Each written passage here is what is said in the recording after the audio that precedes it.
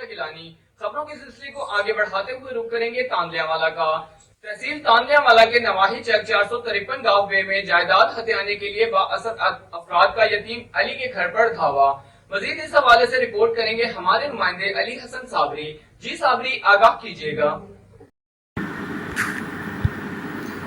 جی تحصیل تاندیا والا کے تھانہ گڑھ فتح شاہ کے علاقہ 453 گاوے اکا والی، جہاں با اثر افراد کا جائیداد ہتھیانے کے چکر میں یتیم علی پر اس کے گھر میں گھس کر جان لیوا حملہ۔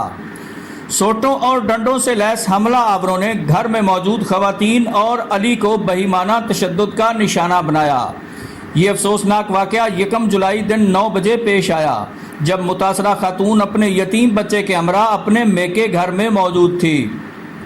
متاثرہ خاتون کے مطابق دوران تشدد ان کی چیخ و پکار اور شور شرابے پر اہل دے نے منت سماجت کر کے اس کے اکلوتے یتیم بچے کی جان بخشی کروائی۔